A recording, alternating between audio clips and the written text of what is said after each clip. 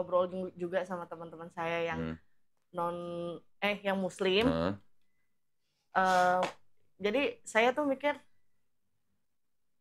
ada yang berubah memang dari ajaran yang saya anut gitu. Terus yang berubah tadi apa ajarannya?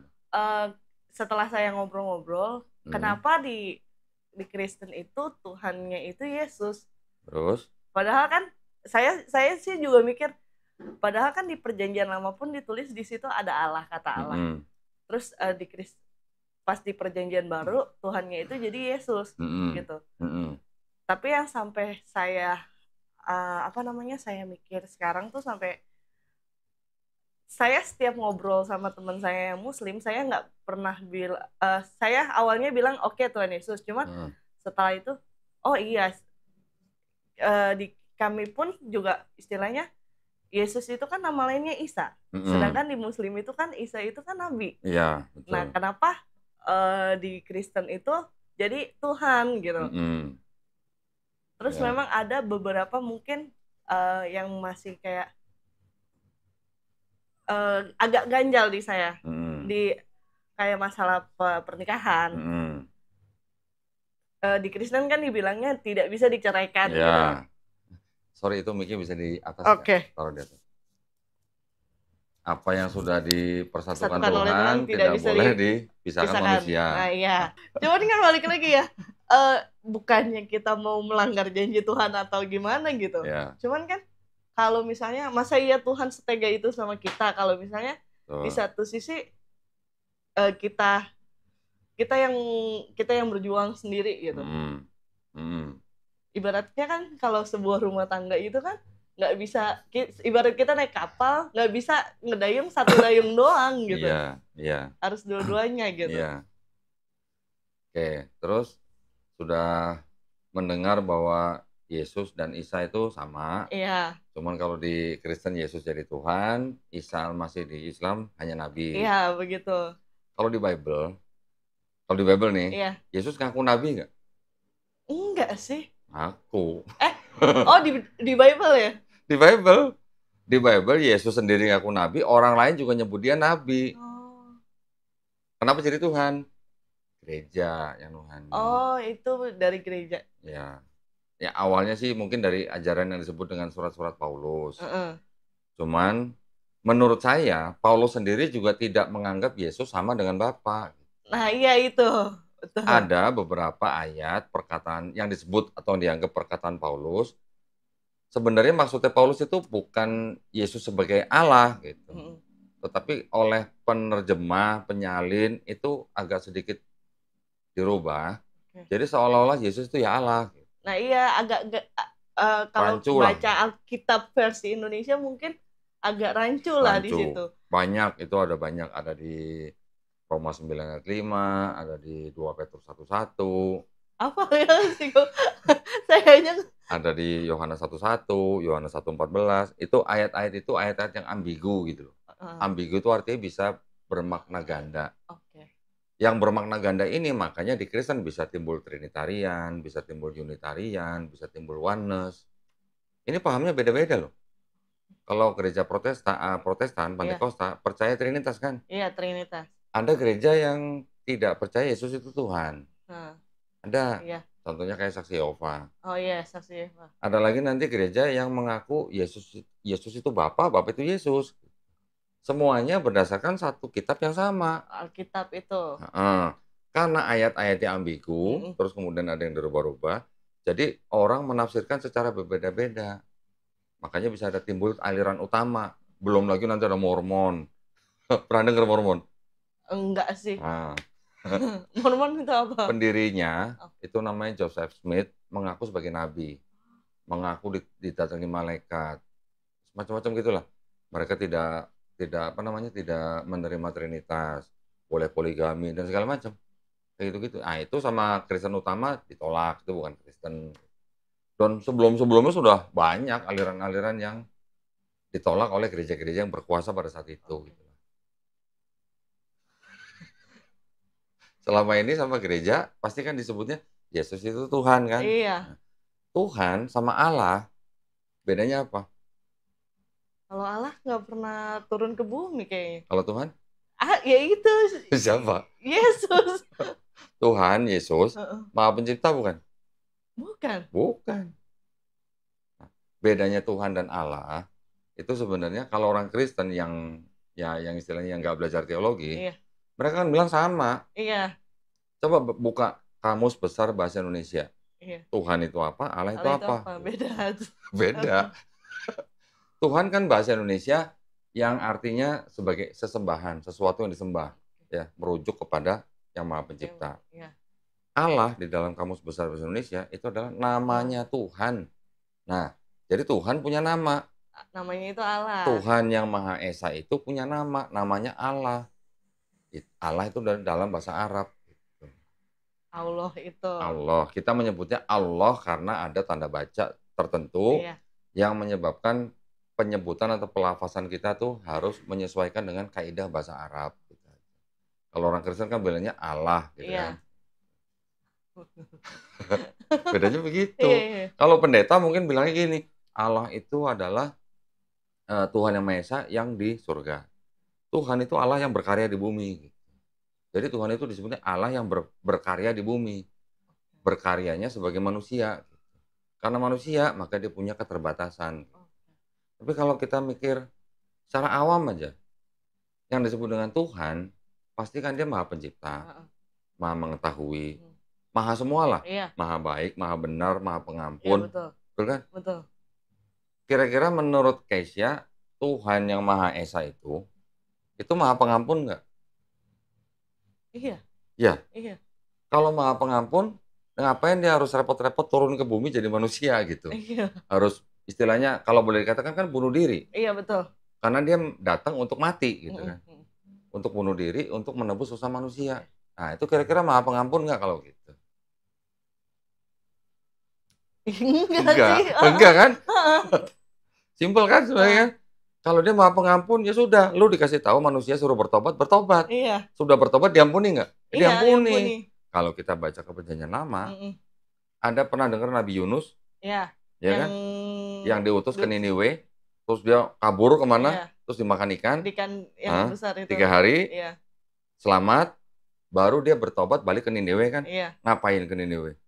Nyuruh bangsa Niniwe apa? Bertobat kan? Iya. Diampunin nggak? Diampunin. Harus ada yang mati nggak di kayu salib? Enggak. Nah itu makanya. Nah iya kadang tuh antara perjanjian lama sama perjanjian baru tuh banyak bertentangannya. Iya. Tahu nggak kenapa berbeda? Karena perjanjian baru ditulisnya sama si Paulus ini. Ya, banyak surat-surat Paulus perjanjian baru. Setelah itu ada 4 gospel.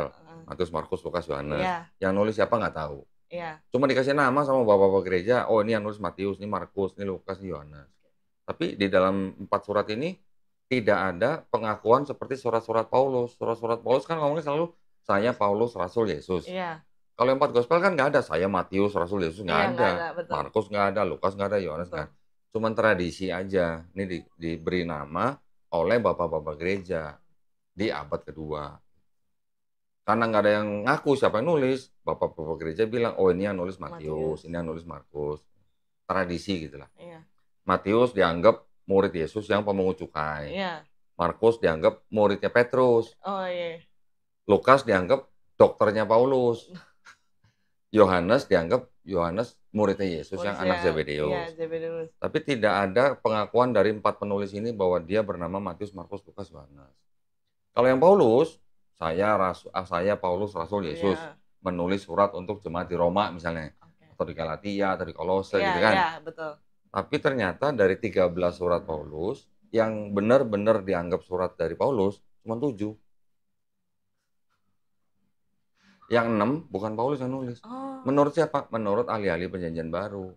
Menurut ahli-ahli perjanjian baru kan mereka memeriksa manuskrip, memeriksa gaya bahasa, memeriksa perbendaharaan kata, memeriksa tradisi, memeriksa sejarah, memeriksa budaya. Itu semua digabungin untuk menilai benar nggak nih tulisan Paulus. Juga ada yang memeriksa yang 4 gospel tadi, contohnya di buku ini nih. Menurut buku ini, yang dianggap perkataan Yesus di sini cuma 18%. Sisanya adalah ciptaan penulis. Gitu. Nah, mereka terpengaruh oleh surat-surat Paulus. Surat-surat Paulus. Karena sebenarnya yang ditulis surat Paulus dulu sebelum 4 gospel. Nah, kalau 4 gospel ditulis setelah ada surat Paulus, berarti 4 gospel ini terpengaruh oleh tulisan Paulus atau Paulus yang terpengaruh sama 4 gospel? 4 gospel itu terpengaruh. Terpengaruh sama Paulus. Iya. Karena apa? Karena Paulus nggak pernah sebut-sebut Matius, Markus, Lukas, Yohanes. Nggak pernah. Nggak pernah sebut-sebut cerita yang ada di dalam 4 gospel. Contoh, di Matius ada diceritakan waktu Yesus disalib, tabir bait suci terbelah dua, ya kan? Terus ketika Yesus bangkit, mayat-mayat orang kudus bangkit dari kubur masuk dalam kota. Pernah baca kan? Iya. Paulus nggak pernah cerita nih, ada kejadian begini. Markus nggak cerita, Lukas nggak cerita, Yohanes nggak cerita. Dari mana ceritanya? Heboh nggak kira-kira? Iya, heboh. Coba kalau di Matraman ada mayat bangkit dari kuburan satu aja. Pasti heboh kan? Iya. Nah, cerita itu dianggap cerita yang aneh oleh ahli-ahli perjanjian baru. Bahkan ahli-ahli perjanjian baru ini orang Kristen sendiri loh. Mereka mengatakan bahwa itu adalah catatan yang laporan yang aneh. Yang ngomong Mike Licona kalau nggak salah. Itu dia ahli perjanjian baru. Nanti ada lagi yang bilang, yang profesor bilang, cuman orang Kristen konservatif yang percaya ada cerita ini. Gitu.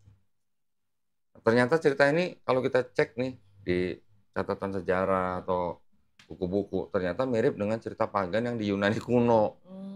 Ada festival namanya Festival Antesteria. Memperingati orang udah mati bangkit dari kubur masuk dalam kota. Nah, berarti sebenarnya di dalam kekristenan, khususnya perjanjian baru ya, iya. Kita nggak bicara perjanjian lama nih. Perjanjian baru itu sebenarnya tulisan-tulisannya terpengaruh oleh ajaran-ajaran Helenisme. Helenisme itu kepercayaan Yunani kuno. Pernah dengar dewa Zeus? Iya. Punya anak dari manusia. Iya, iya. Anaknya namanya siapa? Hercules. Iya, iya. Waktu itu ada pernah dengar Hercules dong? Nanti punya anak lagi dari perempuan manusia namanya Perseus. Oh iya, Perseus. Punya anak lagi dari dewi siapa? Punya anak Dewi Helen gitu. Maka sistem kepercayaan itu disebut dengan sistem Helenisme. Yang ngomong gini siapa? Bible sendiri nih. Oh itu Bible. Ini Bible bahasa Inggris yang di Amerika. Ini pernah dengar dong? Apa namanya? Pada mulanya adalah firman.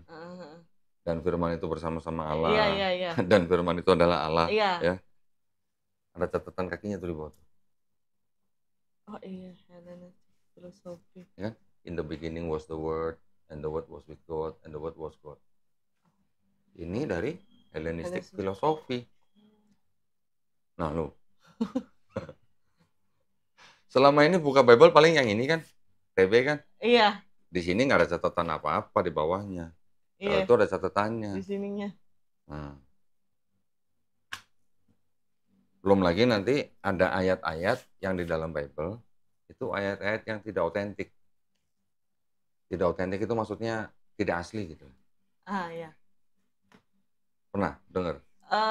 Lebih kayak, kalau misalnya emang, yang jadi pertanyaan saya, kalau emang Yesus Tuhan, tapi kenapa disebutnya anak Allah gitu? Oke, sebutan anak Allah itu sebenarnya sudah ada di Perjanjian Lama. Oke. Di Perjanjian Lama, bangsa Israel juga disebut anak Allah. Ya kan? Efraim malah disebut anak sulung. Nah, iya. Ya. Daud juga disebut anak Allah. Iya. Adam juga disebut anak Allah. Iya. Nah, sebutan anak Allah itu sebenarnya adalah sebutan untuk orang-orang atau bangsa yang soleh atau pilihan gitu. Iya, umat pilihan lah. Ya. Bukan berarti anak Allah itu langsung jadi Allah. Nah, tuh. Itu sih yang jadi pertanyaan saya, kalau emang dia Tuhan gitu, kenapa disebutnya itu anak Allah? Ya. Kenapa nggak disebutnya itu Allah gitu? Terus bukti lagi atau indikasi lagi bahwa Kristen itu memang terpengaruh oleh ajaran pagan. Pagan itu ajaran menyembah dewa-dewa ya. Yaitu tadi ada Hercules, ada Zeus. Ada anak, ada bapak. Ya kan? Ya, jadi betul. Zeus disebut bapak, Hercules disebut anak. Zeus Hercules ini adalah anak dewa gitu. Ya. Jadi dia setengah manusia, setengah dewa. Apa bedanya sama Yesus? Iya benar. Benar. Apa bedanya sama Yesus? Yesus disebut sepenuhnya manusia, sepenuhnya Tuhan. Nah, iya. Ya kan? Betul. Apa bedanya sama Hercules? Jadi ada konsep yang sama gitu. Konsepnya mirip. Jadi orang-orang pagan memang mempercayai dewa itu bisa jadi manusia. Ya, nanti punya anak dari manusia, punya anak setengah dewa, setengah manusia. Nah, konsep itu yang mungkin diadopsi oleh Kristen, khususnya di Perjanjian Baru. Ya, nanti ada lagi di daerah-daerah lain, orang menyembah dewa-dewa yang 3 tapi 1, 1 tapi 3. Di Babilonia ada yang namanya Namrus, Tamrus, Semiramis. Pernah lihat dong patung Liberty? Nah, itu adalah gambaran Dewi Semiramis, istrinya daripada Namrus. Itu Trinitas pertama tuh, zaman dulu, zaman kuno, sebelum ada Yesus. Ribuan tahun sebelum ada Yesus. Sudah ada konsep Trinitas. Nah, konsep-konsep itu kan yang memang dipercaya oleh orang-orang zaman dulu. Mereka mengadopsi, sampai Kristen pun mengadopsi. Nanti ada lagi, pernah dengar Dewa Serapis? Belum. Di Mesir, ada di Mesir. Di kuilnya Serapis ada lambang salib. Tapi salibnya di atasnya kayak bundaran gini. Oh, ada gini. Terus akhirnya pas ada Kristen, lambang itu diambil, separuh dipakai oleh orang pagan, separuh dipakai sama Kristen, disempurnakan menjadi bentuk salib. Tiap bulan dulu perjamuan kudus kan? Iya. Ya dong. Iya. Makan hosti kan, sama minum anggur kan? Inilah tubuhku, inilah darahku, ya kan? Iya, makanlah tubuh dan minumlah darahku. Untuk apa? Untuk mengingat Yesus. Iya, katanya kan? Betul. Barang siapa makan roti dan minum darahku akan memperoleh hidup yang kekal. Itu masih apa? Oke? Iya. Itu ternyata sama dengan Dewa Osiris di Mesir. Dewa Osiris, tubuhnya dilambangkan dengan roti, darahnya dilambangkan dengan darahnya dilambangkan dengan anggur. Barang siapa makan roti dan anggur, ya, tubuh dan darahnya Osiris akan memperoleh hidup yang kekal. Apa bedanya sama Kristen? Nggak ada bedanya. Tahu dong kata Injil, tahu kan? Tahu. Artinya apa? Kabar baik. Kabar baik, betul. Ya kan? Kabar baik, ada juru selamat yang lahir. Iya. Yesus kan? Iya, betul. Julius Caesar di inskripsinya Romawi disebut sebagai juru selamat. Untuk semua umat manusia. Kaisar Augustus juga disebut juru selamat. Kelahiran mereka berdua juga disebut sebagai kabar baik. Di Markus 1 ditulis apa? Inilah kabar baik. Iya. Nah, ini kabar baik, ini kabar baik. Semua juga kabar baik. Iya, betul. Nama yang lahiran kan. Jadi konsepnya memang banyak yang mengadopsi dari orang-orang yang memang sudah penganut pagan. Makanya ada sebutan anak, ada sebutan bapak. Kalau ada sebutan anak, ada sebutan bapak, karena mereka melihat anak ini punya kemampuan lebih dari manusia lain, dituhankan. Karena memang masyarakat situ masih kental dengan ajaran seperti itu. Pokoknya ngeliat manusia bisa bikin mukjizat, dewa gitu. Dewa, disebutnya dewa. Gitu. Betul. Pernah baca ini nggak? Ini bukti ini, bahwa waktu Paulus dan Barnabas menyembuhkan orang lumpuh aja, mereka berdua langsung disebut dewa. Yang satu dewa Hermes, yang satu dewa Zeus. Belum pernah dengar? Belum pernah baca kali ini.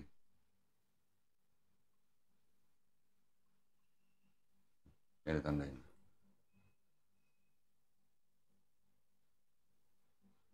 Paulus disebut apa? Dewa-dewa telah turun ke tengah-tengah kita dalam dewa-dewa. Oh iya, benar. Paulus disebut siapa? Paulus disebut ini. Zeus bukan Hermes. Barnabas disebut Zeus. Zeus ya. Jadi orang-orang sekitar situ pada zaman itu memang masih kental dengan kepercayaan-kepercayaan seperti itu. Makanya Yesus dianggap sebagai Tuhan atau dewa karena dia mampu membuat mukjizat. Apalagi sampai membangkitkan orang mati. Lebih hebat mana Yesus sama Nabi Yeskiel? Pernah baca Yeskiel? Belum pernah, lupa. Udah lupa 4 tahun kok. Nggak pernah megang yang namanya Alkitab lagi. Oke, Yesus membangkitkan orang mati ada berapa? Mungkin 2 atau 3 orang lah ya. Tapi yang paling terkenal kan Lazarus. Iya. Betul kan? Membangkitkan 1 orang mati yang mana dia mati belum dikubur. Iya, betul. Masih ada dagingnya. Masih ada ya dagingnya, kan? Betul. Cuma dikafanin gitu kan. Dia berdoa, minta izin Bapak, disebutnya Bapak, minta izin, bangkit, hidup. Iya. Nabi Yeskiel itu melihat kumpulan tulang-tulang. Tulang loh, nggak ada dagingnya loh. Tulang. Tulang ini dengan mujizat dia bisa tumbuh daging lagi, bisa hidup lagi, dan nggak cuma satu, banyak gitu. Hebat mana Yeskiel sama Yesus?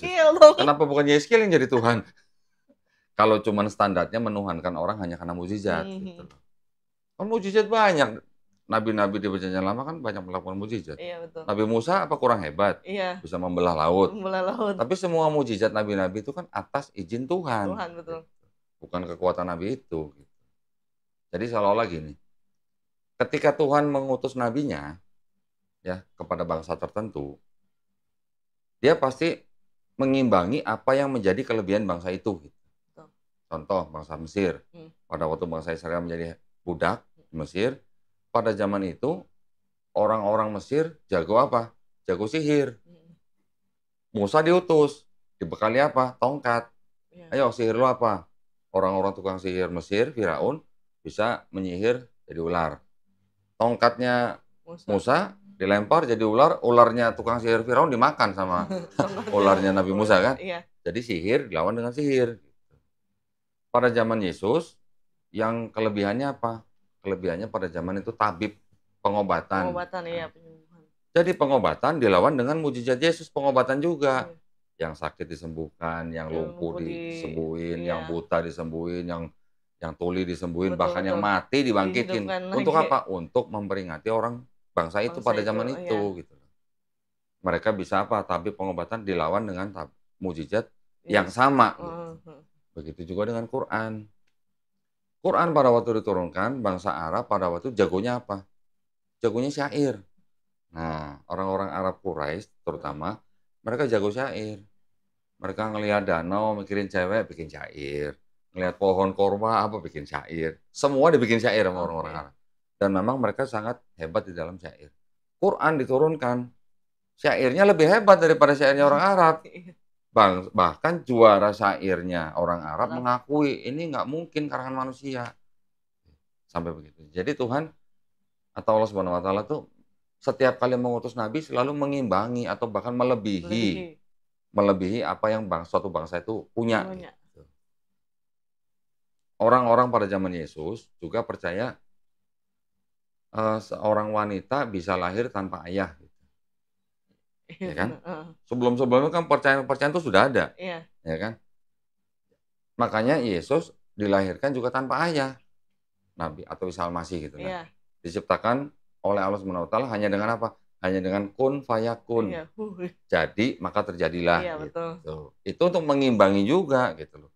Orang-orang yang percaya bahwa dewa ini apa nanti punya anak tanpa hubungan suami istri misalnya. Makanya kan banyak lambang-lambang atau patung, ya, patung-patung pagan itu yang ada sosok perempuan gendong bayi, itu disebut anak ajaib, karena nggak ada ayahnya, gitu. Ya, jadi kira-kira sebenarnya kalau kita mau open mind nih, copot dulu Kristennya, copot dulu Islamnya, atau agama apapun copot dulu. Kita belajar sejarah, belajar budaya, belajar agama dunia maksudnya ya. Ini ada konsep-konsep yang kok mirip dengan Kristen ya? Nah, jadi kalau ada yang mirip, mungkinkah Kristen ini agama yang memang baru, yang istilahnya diturunkan oleh Yang Maha Kuasa, atau mengadopsi ajaran-ajaran yang lama? Iya, betul. Ya kan? Karena tadi kan Paulus sama Barnabas saja disebut Hermes dan Zeus kan? Iya. Jadi orang-orang situ memang masih begitu, masih kental. Nah, itulah di Quran tidak ada sebutan bapak, anak bapak, nggak ada. Karena sebutan itu yang bisa membuat orang menuhankan si anak. Gitu. Jadi salah persepsinya. Salah. Di Quran nggak ada sebutan Allah sebagai bapak, Nabi Muhammad SAW sebagai anak, nggak ada. Sebutan itu yang dulu dipakai sama orang untuk menuhankan manusia. Tetapi kalau di Perjanjian Lama, anak Allah adalah sebutan untuk orang soleh. Nah, sekarang kalau kita bilang, kalau kita tilik lagi nih, kan tadi Kesia sudah bisa membedakan. Kok beda ya Tuhan di Perjanjian Lama sama Tuhan di Perjanjian Baru ya? Pernah baca Bilangan 23:19? Lupa. Bilangan 4 tahun gak gereja. Tadinya padahal aktif di gereja kok. Jadi kalau di gereja ngapain? Ngobrol? Enggak, dulunya tuh pelayanan sampai pelayanan di gereja. Cuman Oh ya ya? udah. Pelayanan apa? Singer, temurin. Oh, singer. Waduh, berarti suaranya bagus dong. Suaranya bagus buat ngoceh-ngoceh maksudnya. Marah-marah gitu kayaknya. Buat marah-marah bagus. Apa tuh?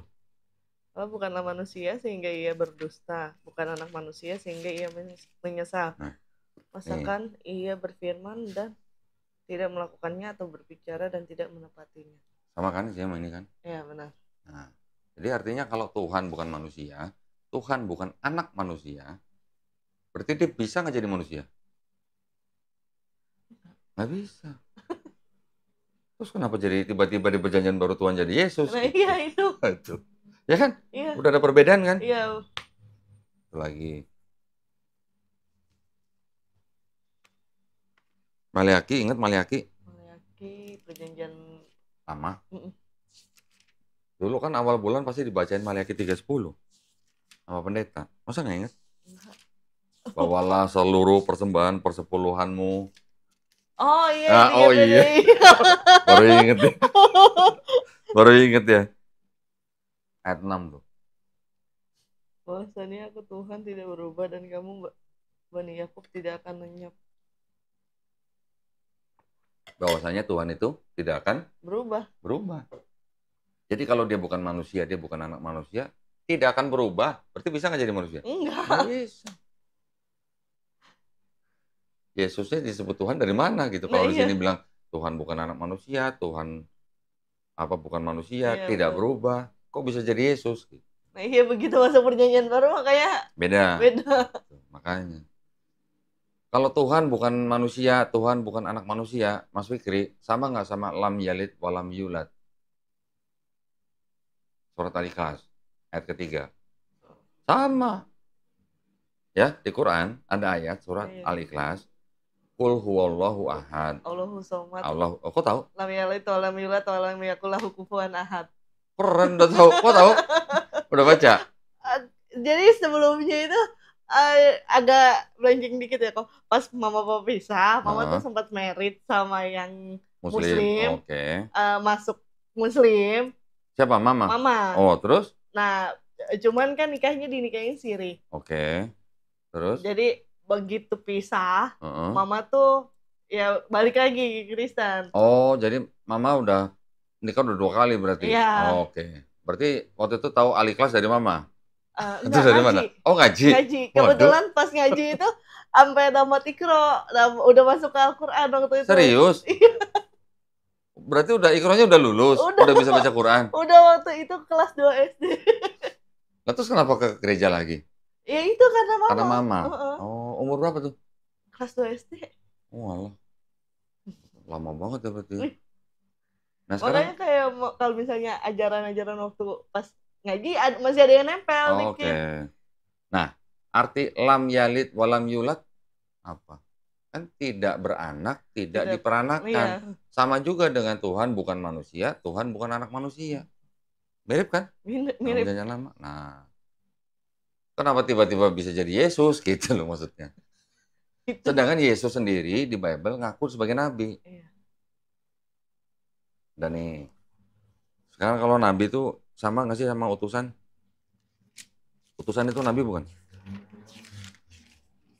Nabi itu utusan. Utusan Allah itu nabi bukan? Iya. Nah, ini ada ayat 3 nih. Inilah hidup yang kekal yaitu kekal itu yaitu bahwa mereka mengenal Engkau satu-satunya Allah yang benar dan mengenal Yesus Kristus yang telah Engkau utus. Utus? Iya. Utusan kan berarti kan? Iya. Berarti Yesus utusan kan? Iya. Nabi bukan? Nabi.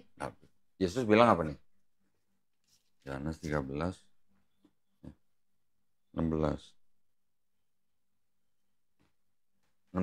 ayat 16. Aku berkata kepadamu sesungguhnya seorang hamba tidaklah lebih tinggi daripada tuannya, ataupun seorang utusan daripada dia yang mengutusnya. utusan tidak lebih tinggi dari yang mengutus. Mengutus. Nah, berarti Yesus lebih tinggi dari Bapa nggak? Enggak dong. Enggak dong. Nah. Ada lagi nih yang Yesus bilang seorang nabi tidak dihormati di tempatnya sendiri. Itu Yesus bilang seorang nabi, berarti kan sama juga dengan dia. Iya. Bentar ya, bentar.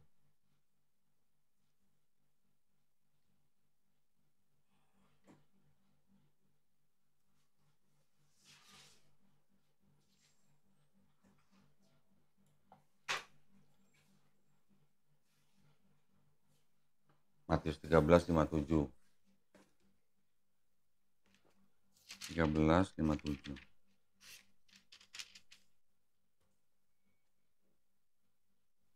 Nih, 57.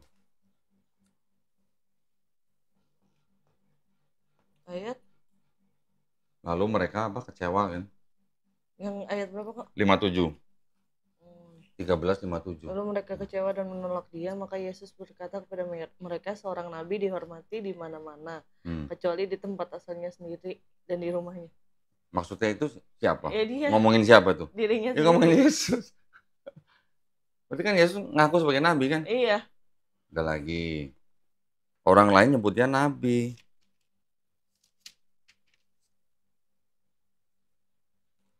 Ini jangan diperhatiin kata Tuhannya ya. Ini di sini katanya kan Tuhan kan, coba. Oke, kata perempuan itu kepadanya Tuhan nyata sekarang padaku bahwa engkau seorang nabi. Tuhan ya. Seorang nabi kan? Iya. Kalau di sini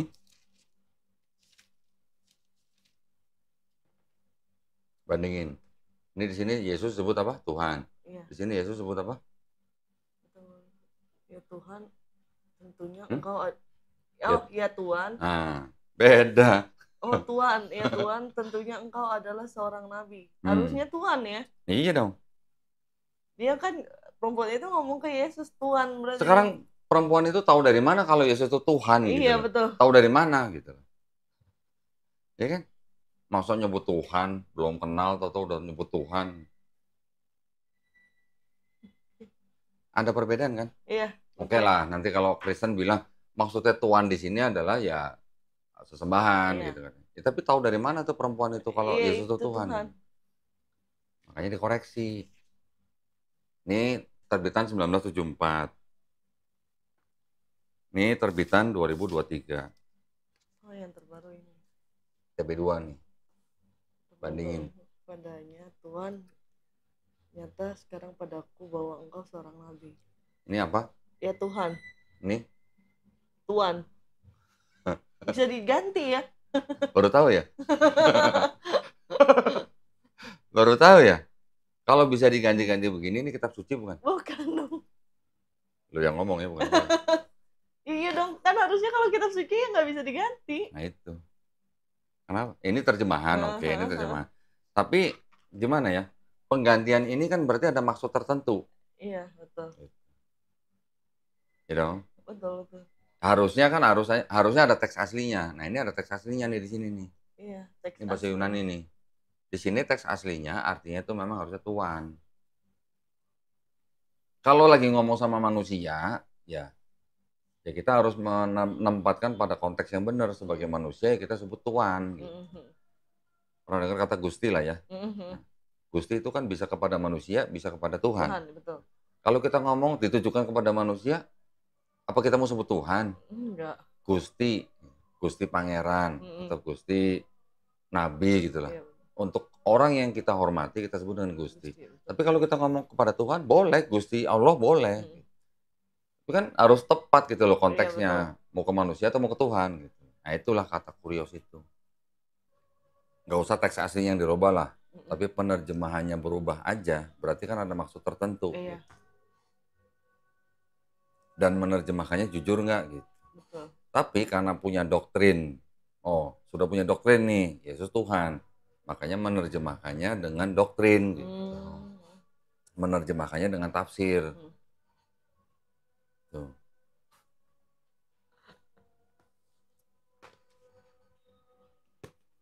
Udah 4 tahun gak ke gereja, lama juga ya? Lama. Udah nggak percaya Yesus Tuhan? Atau masih ada sedikit? Kalau misalnya kepercayaan Yesus Tuhan, enggak sih kok. Dari emang pas, jadi sebelum itu tuh sempat pas SMP itu nggak gereja lagi. Kayak marah kan sama Tuhan, kayak kok Tuhan ngasih kayak gini sih, nyokap bokap pisah gitu, kenapa nggak bisa satu gitu. Udahlah, ngambek lah itu. Terus pas itu ada kali sekitar 2 tahun atau 3 tahun nggak gereja. Begitu gereja lagi, yang apa, setiap dengar khotbah sama pendeta ngomong Yesus, Tuhan Yesus gitu, kayak aneh gitu, menolak. Itu dari umur berapa tuh? Mungkin pas umur 15 apa 15? Iya, 13 sama sekitar segitulah, 14-15 tahun. Iya. Udah nggak percaya Yesus Tuhan? Ya udah, Yesus tuh utusan gitu. Oke. Jadi kalau ke gereja percayanya Yesus Tuhan bukan? Enggak. Jadi kalau berdoa ya udah, ya Allah. Oh, ya Bapak. Ya Allah, ya Bapak. Baru yang nyebut Yesus tuh ya Yesus gitu, nggak ada nama, nggak pakai Tuhan, embel-embel Tuhannya atau apa gitu. Selama ini begitu? Iya. Berapa tahun? Sampai kemarin 4 tahun terakhir? Iya, nggak gereja tuh. Nah, kemarin ini kayak kok bilang itu apa namanya, ngimpi gitu kan, ngimpi. Kalau masalah mimpi, jujur Keisha sering gitu istilahnya yang namanya 4 tahun belakangan ini tuh, pas 2 tahun sebelum gereja, udah 2 tahun gak gereja tuh, ngimpi. Lihat apa? Kayak ada yang ngomong, cuman mukanya nggak jelas itu. Cuman bayangan putih. Oke, ngomong apa? Kamu mau kemana gitu. Cuma gitu doang? Iya. Terus udah bangun tuh. Oke. Terus setiap misalnya lagi bengong gitu. Cuman dalam hati tuh kayak ngucap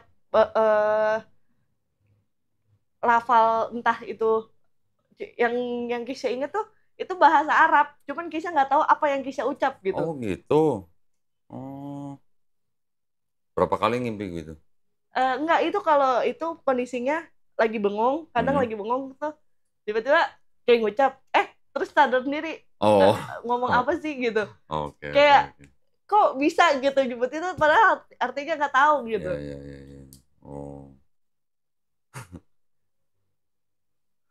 Lah, udah selama itu nggak percaya Yesus Tuhan, tapi masih bertahan di Kristen. Ya. Iya. Ada ya begitu ya? Ada nih Keisha nih. Ya mungkin itu makanya ya udah pas 4 tahunnya itu. Mana sih kok bisa ngaku Kristen? Makanya. Ini kitab suci apa? Katolik. Ini apa?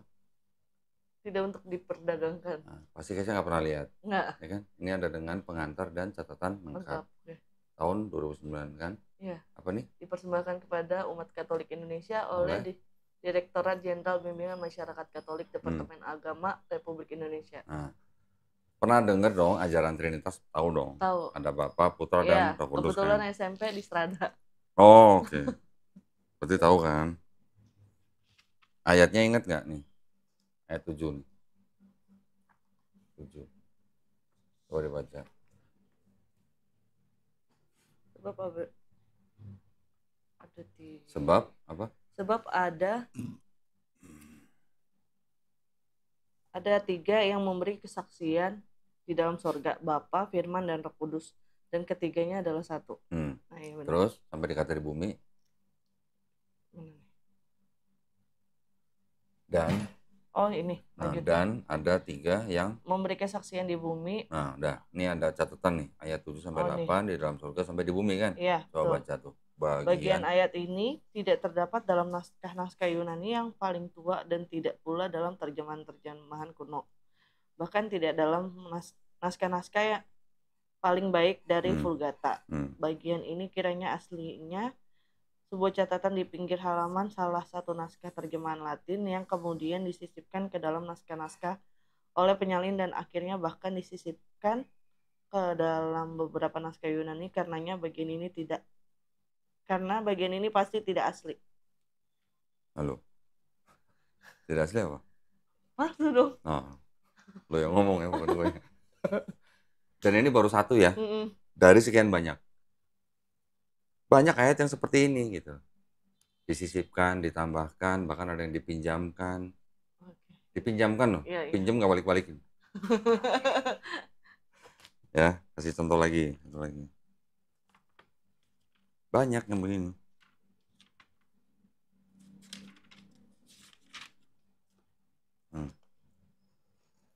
Ini ada ayat begini kan? Karena anak manusia datang untuk menyelamatkan yang hilang. Nah, ini apa katanya? Ayat ini tidak terdapat dalam kebanyakan naskah. Ini Matius ya? Matius 18 ayat. Iya benar. 11 ya. Nah. Kiranya tidak asli dan diambil dari Lukas 19 ayat 10. Oh, kiranya tidak asli. Ini ada lagi ayat begini. Jenis ini tidak dapat diusir kecuali dengan berdoa dan berpuasa. Matius 17 ayat 21. Apa katanya? Ayat ini tidak asli dalam Matius tetapi diambil dari Markus 9 ayat 29 dengan ditambah dan berpuasa. Udah dipinjam ditambahin lagi kan? Nah. Banyak dong. Banyak. Dirubah-rubahnya. Banyak yang seperti ini.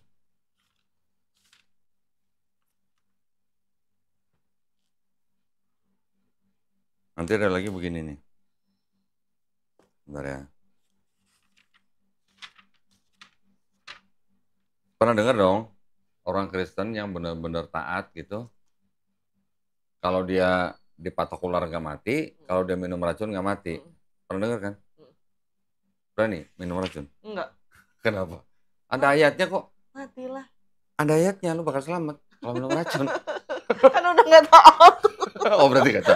Nah sekarang pendeta berani nggak? Iya. Nah gitu ya. Ini sebentar nih. Ayat 18 nih. 18 nih. Apa katanya? Mereka akan memegang ular dan sekalipun mereka minum racun maut, mereka tidak akan mendapat celaka. Kalau dipatok ular berarti kan minum racun kan nggak mati kan? Berarti iya, kan?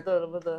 Mereka akan meletakkan tangannya atas orang sakit dan orang itu akan sembuh. Nah, berarti kalau mereka beriman kepada kitab ini, harusnya mereka berani dong minum racun. Iya. Mau sengaja atau tidak sengaja harusnya berani dong. Betul.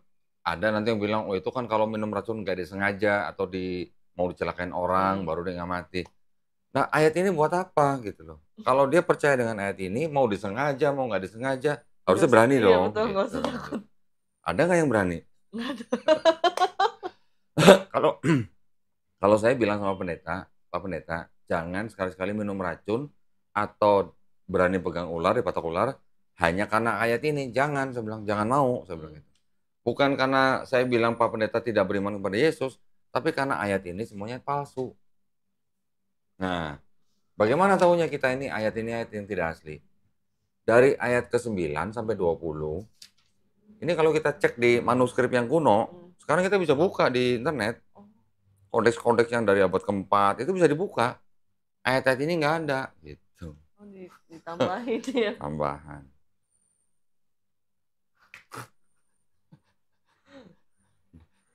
Serem dong.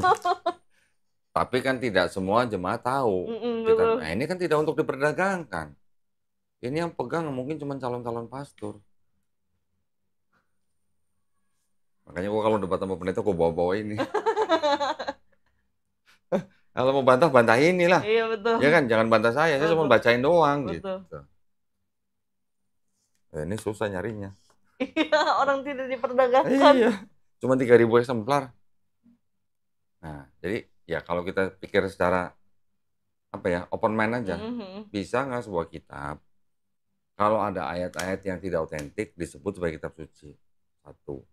Bisa nggak kalau sebuah kitab ada kontradiksi dalamnya disebut sebagai kitab suci? Nggak bisa.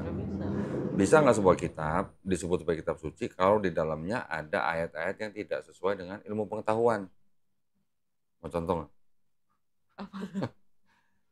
Kelelawar itu burung bukan? Kelelawar burung bukan dong. Bukan kan? Bukan. Mamalia kan? Iya. Tapi dia bisa terbang. Ya. Tapi burung bukan? Bukan. Bukan. Di sini disebut burung. Salah nggak? Salah dong. Gitu. Semua hewan makan tumbuhan nggak? Enggak. Makan apa? Ada yang makan daging. Ada yang makan daging, ada yang makan tumbuhan. Betul. Di sini bilang semua hewan makan tumbuhan. Kan salah berarti. Iya, betul. Tidak sesuai dengan ilmu pengetahuan.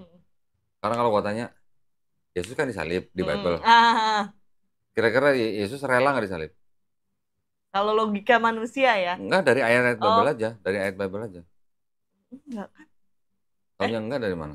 Ya dia aja kan pas pas di taman apa? Getsemani berdoa kan sama Allah. Dia berdoa sambil ketakutan. Iya, ketakutan. Berarti dia kan nggak rela tuh, kelihatan nggak rela kan? Dia doanya apa? Jikalau bisa, lalukanlah cawan ini daripadaku. Iya. Cawan itu adalah lambang penyalipan. Berarti kan Yesus lagi minta kalau bisa aku jangan disalib dong. Iya, betul. Ya walaupun di akhirnya dikatakan tapi bukan kehendakku yang jadi, tapi kehendakmu yang jadi. Berarti kan itu indikasi bahwa Yesus sebenarnya nggak rela disalibkan. Sebelum ngumpet di Taman Getsemani, Yesus nyuruh murid-muridnya jual jubah. Beli apa? Beli pedang. Oh. Buat apa pedang? Buat berantem. Kalau orang lagi dia tahu bahwa dia mau ditangkap. Terus dia nyuruh anak buahnya atau murid-muridnya jual jubah, beli pedang. Kira-kira buat apa pedang? Buat berantem, takut. Buat jaga-jaga dong. Masanya buat motong bawang kan nggak mungkin. Iya, bener. Berarti rela nggak dia ditangkap? Enggak. Nggak rela. Ya kan? Iya, betul. Waktu dari sidang, dia diem aja atau banyak ngomong? Diem aja. Ada yang diem aja. Ayat-ayatnya yang banyak diem, ada ayat-ayatnya yang banyak ngomong. Iya, betul. Kalau dia banyak ngomong berarti takut. Berarti kan dia nggak mau disalib, gitu kan? Terus waktu Yesus ditampar, waktu lagi di sidang kan dia ditampar sama tentara penjaga. Yesus ngomong apa? Salahku apa? Kalau aku nggak salah, kenapa aku ditampar? Iya. Padahal Yesus ngajarin murid-muridnya apa? Kalau ditampar pipi kanan, kasih pipi kiri. Pernah nggak? Waktu jadi Kristen pernah nggak? Ditampar orang pipi kanan, kasih pipi kiri. Balas. Kenapa balas? Berarti lu nggak ikutin ajaran Yesus di Bible? Nah, kasihlah musuhmu. Dan bisa? berdoalah bagi mereka yang menganiaya kamu. Bisa nggak mengasihi musuhmu? Kalau ngasih sih, bukan dikasih ya, lebih kayak ya udah gitu. Nggak balas. Tapi gitu. kalau misalnya, ini ya alhamdulillah menjalik nih. Keluarganya Kesia misalnya, didatengin perampok. Mau dirampok nih. Gimana cara yang ngasih perampok itu? Ambil. Itu? Ya enggak kan? Manggil orang. Banyaknya. Kalau misalnya ada yang misalnya nih ya, ada yang perkosa atau sampai istilahnya sampai terburu sampai dibunuh gitu, lapor polisi nggak? Ya iya dong. Kenapa? Minta keadilan dong. Iya dong. Untuk dihukum kan? Betul. Nah, ngasih musuhnya di mana kalau begitu? Kan suruh kasihlah musuhmu. Berarti kan musuhnya Kesia kan perampok itu kan? Gimana cara ngasih perampok? Ya dimaafin tapi hukum tetap jalan. Hukum tetap jalan. Berarti kan minta keadilan. Iya. Iblis musuh kita bukan? Musuh. Gimana cara ngasih iblis? Susah itu. Nah, berarti ada ajaran yang kelihatannya bagus, tapi nggak bisa diterapin kan? Iya betul. Sulit. Gitu. Tadi kan Yesus nyuruh muridnya jual jubah beli pedang. Waktu di Taman Getsemani minta supaya nggak disalib. Iya. Waktu di sidang dia banyak membantah. Terus waktu ditampar dia protes. Protes kan kalau begitu? Protes dong. Terus waktu disalib dia teriaknya apa? Eli, Eli. Oh iya, Allahku, mengapa engkau meninggalkan aku? Itu kalimat Allahku, mengapa engkau meninggalkan aku? Kira-kira tuh kalimat rela atau nggak rela? Nggak rela lah. Berarti kan sebenarnya indikasinya menurut ayat di Bible sendiri, Yesus nggak rela disalib. Iya. Betul kan? Terus pendeta bilang Yesus sudah mati dan salib untuk nebus dosa manusia gitu misalnya kan. Yesus nebus dosanya ke siapa? Ke Allah. Allah. Nggak pernah baca ya? Enggak. Upah dosa adalah maut. Tuh masih ingat. Penguasa maut siapa? Iblis kan. Loh, kok tahu iblis? Nah, kalau Kesia berdosa, upah dosa adalah maut, penguasa dosa adalah iblis. Terus Yesus nebus dosanya ke siapa? Ke iblis dong kalau begitu. Kok seru? Lah bener gak? Iya bener sih. Mau baca ayatnya? Ada di sini. Ibrani 2 ayat 14. Nih, ayat 14. Siapa penguasa maut? Iblis. Di Roma 6. Ayat 23. Sebab upah dosa ialah maut, tetapi karunia Allah ialah hidup yang kekal dalam Kristus Yesus Tuhan kita. Jadi kalau upah dosa adalah maut, penguasa maut adalah iblis, Yesus nebus dosa manusia, Yesus nebus dosa ke siapa? Ke iblis dong. Gimana dong? Ini yang ngomong loh ya, bukan gue ya. Iya. Iya, sebenarnya kalau misalnya bener nggak logikanya? Benar Pak, kalau dipikir pakai logika ya gitu. Nah, cuman kan kalau di gereja kan bisa dipelintir-pelintir, Iya, doktrin lagi balik. Doktrin lagi, jadi seolah-olah ya diarahkan untuk tetap menyembah Yesus sebagai Tuhan. Benar kan? Benar. Kalau Kesya istilahnya cinta Yesus nggak? Terlepas dia Tuhan atau bukan nih. Kalau baca ayat Bible berarti cinta Yesus nggak? Iya. Cinta Yesus. Kalau Kesya sebagai orang Kristen, kalau Kesya dikasih kesempatan nih, bisa ngelihat Yesus mau disalib, kira-kira Kesya mau bantuin Yesus supaya nggak disalib atau bantu tentara Romawi nyalib Yesus? Bantuin dong, nggak disalib. Supaya nggak disalib? Nah, kalau bantuin nggak disalib berarti nggak ditebus dosanya. Lah kan Yesus mati di atas kayu salib untuk nebus dosa Kesya nih. Nah, kalau Kesya bantu Yesus supaya nggak disalib, lah dosanya nggak ditebus dong? Ya nggak apa-apa sih. Nggak apa-apa? Iya. Berarti dosanya nggak ditebus? Nggak apa-apa? Nggak apa-apa. Terus, sekarang anggap aja nih, anggap aja udah terjadi, anggap aja betul. Yesus disalib untuk nebus dosa Kesya. Yang nyalib Yesus siapa? Tentara Romawi. Tentara Romawi disuruh siapa? Itu, apa sih Raja Roma itu? Gubernur. Oh iya, gubernur. Pontius Pilatus. Oh iya, Pontius Pilatus itu. Pontius Pilatus diminta sama siapa? Nyalib Yesus? Sama imam-imam Yahudi. Iya, imam Yahudi. Imam Yahudi bisa dapat Yesus dari mana? Diserahkan sama siapa Yesusnya? Diserahkan anak buah. Muridnya? Iya, muridnya. Siapa? Yudas Iskariot kan, yang dia mati. Ya, Yudas Iskariot sebelum menyerahkan Yesus dibisikin sama siapa? Iblis. Oh, kok tahu? Tahu kan ada bilangnya waktu dia dibisikin. Berarti iblis ya berjasa apa berdosa buat tembus dosanya Kesya? Berjasa dong. Nah lo mau satu surga sama iblis? Bener nggak? Iya benar. Iblis membisiki Yudas. Yudas menyerahkan Yesus ke imam Yahudi. Imam Yahudi minta Pontius Pilatus. Pontius Pilatus nyuruh tentara Romawi untuk apa? Untuk nyalib Yesus. Supaya apa? Supaya dosanya Kesya ditebuskan. Betul. Berarti iblis, Yudas, imam Yahudi, Pilatus sama tentara Romawi itu semuanya berjasa apa berdosa? Berjasa dong. Buat Kesya gitu. Berjasa dong. Nah kalau nggak ada iblis kan nggak ditebus dosanya. Logis nggak gitu? Logis sih. Nggak, maksudnya ajaran itu logis nggak? Oh enggak. Nah, ajarannya nggak logis. Cuman kalau diurutin yang berjasa malahan si iblis ya iya benar. Nah iya makanya. Murid-murid Yesus waktu Yesus ditangkap lari atau kemana? Lari nggak? Lari kan ada yang sampai menyangkal. Iya, Petrus. Lari semua kan? Iya. Kenapa lari? Berarti mereka tahu nggak Yesus bakal nebus dosa murid-muridnya? Tahu. Kira-kira. Kalau tahu masa lari? Enggak tahu. Enggak tahu. Ya kan? Kalau tahu kenapa mesti dia takut dan dia lari gitu? Iya betul. Apa mereka mau disalib juga? Enggak sih. Enggak dong.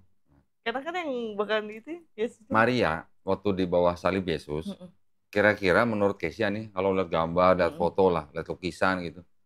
Kira-kira Maria yang di bawah salib Yesus itu lagi ngeliat Yesus tuh lagi nangis apa ketawa? Lagi nangis. Kenapa?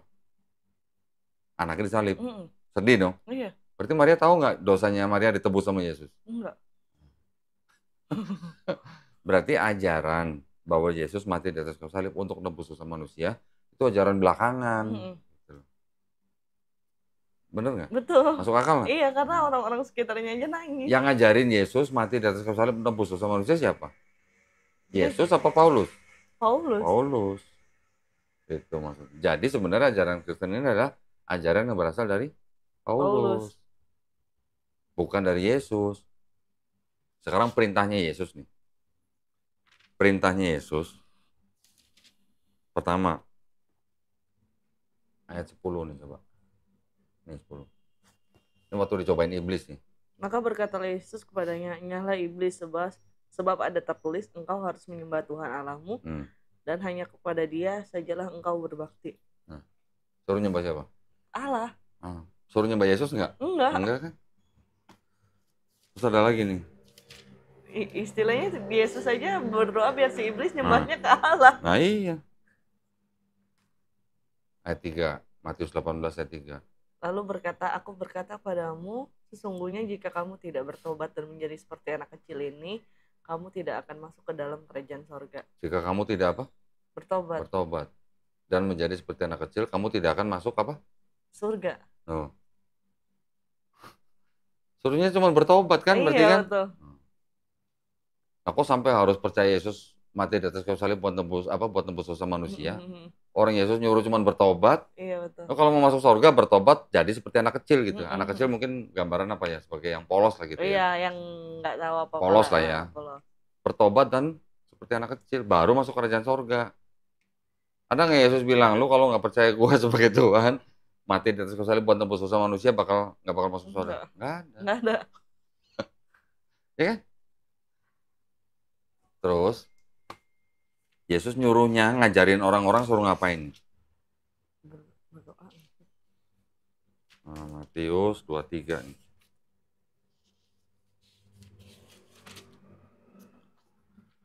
Ayat 1 sampai 4 lah atau 5 gitu.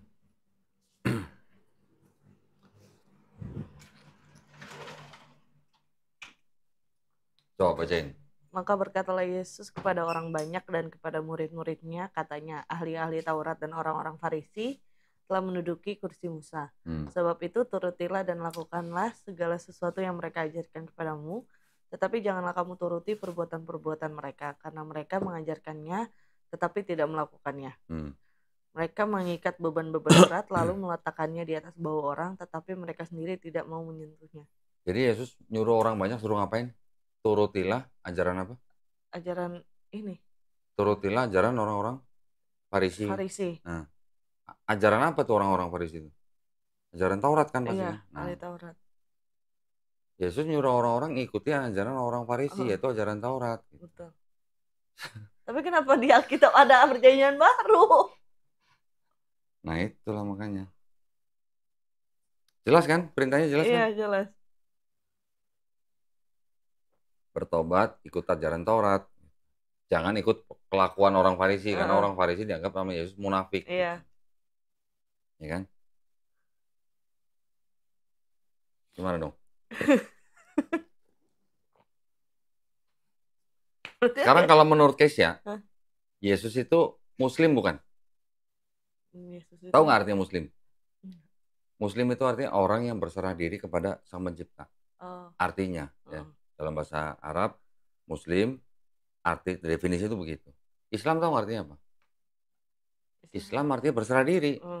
Jadi Muslim adalah orang yang berislam. Gitu. Ya. Ya, Islam artinya berserah diri atau damai atau selamat atau patuh, taat, tunduk, gitulah. Orang yang berserah diri yaitu disebut Muslim. Nah Yesus kira-kira Muslim bukan? Muslim. Taunya? Karena kan dia ya menyerahkan urusannya kepada Bapa kan? Iya, kepada Bapa. Nah, satu. Kedua, Yesus waktu di Taman Getsemani doanya gimana? Bersujud. Sujud. Karena umat agama apa yang sujud doanya? Muslim. Islam kan? Iya. Yesus kira-kira makan babi nggak di 4 Gospel itu? Pernah baca nggak? Enggak. Nggak pernah.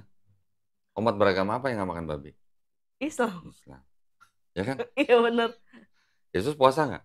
Puasa. 40 hari ya? Iya. Umat beragama apa yang puasa sebulan? Islam. Yesus sunat. Umat beragama apa yang sunat? Islam. Kristen sunat nggak? Enggak, ada yang disunat. Tapi alasannya bukan karena agama. Alasannya karena kesehatan. Kesehatan, betul. Di sini ceritakan Yesus mati dikafanin ya? Iya, benar. Umat beragama apa yang mati dikafanin? Islam. Berarti Yesus Muslim bukan? Gitu kira-kira. Muslim. Bener. Nah, lo mau ikut Yesus atau mau ikut Paulus? Ikut Yesus dong. Jadi Muslim dong. Iya. Iya. Nah, iya. Lo kalau mau ikut Yesus kan berarti jadi Muslim.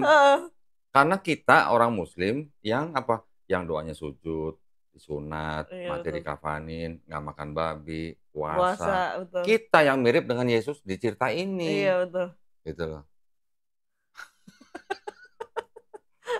Gimana dong? Betul nggak? Betul, betul. Nah, sekarang kita balik ke perjanjian lama. Mm-mm. Tadi kita udah baca kan, ada Mm-mm. Tuhan bukan manusia, Tuhan bukan manusia. Sekarang di perjanjian lama, ada nggak yang mirip dengan Islam? Ada yang perihal nggak boleh makan babi kan? Nah, ada nggak wudhu? Tahu nggak wudhu? Wudhu tahu ya? Ada nggak wudhu di perjanjian lama? Ada. Ada. Nabi Musa, Nabi Iya, Harun Musa. wudhu sebelum Wudhu, masuk kemah betul. perjanjian. Membasuh tangan dan Iya. kaki. Sujud ada nggak? Ada. Ada. Abraham sujud. Iya. Ya kan? Betul. Terus pakai kerudung nggak? Pakai hijab nggak? Di perjanjian lama. Iya. Nggak, bahkan nggak usah di perjanjian lama, di perjanjian di baru pun masih pakai tudung. ada tudung. Kenapa nggak pakai tudung? Jadi orang Kristen kenapa nggak bertudung? Nah, iya. Paulus sebenarnya nggak semuanya salah, karena kan dia memang orang Yahudi dari Farisi. Nah dia mengaku ya dia mengikuti hukum Taurat. Makanya dia juga memerintahkan wanita yang berdoa ya harus bertudung. Ada loh ayatnya. Pernah baca? Pernah. Bahkan kalau Paulus bilang kalau perempuan nggak bertudung suruh cukur rambut. Iya, suruh botakin. Nah, terus lagi di perjanjian lama ada puasa nggak? Ada. Ada puasa. Jadi di perjanjian lama itu sebenarnya kan mirip dengan Islam. Iya. Cuman Islam yang menyempurnakan. Iya, gitu. disempurnakan lagi. Nah. Pernah ngeliat kan foto-foto Maria, Ibu Yesus, bertudung nggak? Bertudung. Kenapa lu nggak bertudung? Ayo. Kalau ada yang salah mau disanggah silakan loh. Enggak, tapi emang bener. Bener. Itu sih. Jawabannya kenapa? Kristen kok malah tidak mengikuti? Nah iya, itulah. Ya kan? Karena Kristen itu sebenarnya mengikuti gereja sebenarnya. Bukan mengikuti Yesus. Oke nih, dari Paulus sudah ada salah. Iya. Salahnya kenapa? Karena Paulus bilang ada yang namanya dosa waris. Oke. Sedangkan Yesus tidak pernah mengajarkan dosa waris. Ya kan? Paulus mengajarkan dosa waris, dia berarti mengajarkan sesuatu yang tidak diajarkan oleh Yesus. Tetapi dalam pandangan saya nih, sebenarnya Paulus tidak menganggap Yesus itu Tuhan seperti Bapa gitu. Tidak sebenarnya. Karena Paulus juga bilang di surat-surat dia bilang apa? Kan itu Allah adalah Esa. Iya. Dan pengantara itu juga Esa. Pengantara itu siapa? Yesus. Jadi apakah pengantara ini sama dengan Bapa? Enggak dong. Beda. Ya. Terus Paulus juga bilang, kepala dari seorang perempuan atau dalam konteks istri adalah siapa? Laki-laki. Kepala dari laki-laki siapa? Kristus. Kepala Kristus siapa? Allah. Bapa kan? Iya. Berarti ada apa? Ada hierarki kan? Ada hierarki. Berarti kalau begitu Paulus berpandangan Yesus sama Bapa sama nggak? Beda. Beda. Maksud saya gitu. Anda kan itu pernah baca kan? Iya. Jadi Paulus dia sudah membuat ajaran yang tidak sama dengan Yesus. Tetapi sampai di taraf itu pun Paulus juga tidak sampai menuhankan Yesus yang setara dengan Bapa. Gitu ya. Nah, ajaran ini yang tadi saya bilang dipelintir oleh gereja sehingga dianggap Paulus menganggap Yesus setara dengan Bapa. Gitu. Ada itu ayat-ayatnya yang sebenarnya bukan begitu maksudnya Paulus, tapi sama gereja penerjemahannya dirubah. Agak melenceng. Jadi kalau kita lihat dari manuskrip yang kuno, kata-katanya itu beda dengan kata-kata yang diterjemahan sekarang. Iya. Kadang waktu itu searching yang di Alkitab sekarang sama kita searching di internet tuh, kalau di internet kan sekarang lebih canggih ya keluar tuh. Ada ayat, ada tafsir, macam-macam. Ada yang beda gitu. Bener. Kan kalau kita salah. Ini sekian banyak versi nih. Coba buka Lukas 4.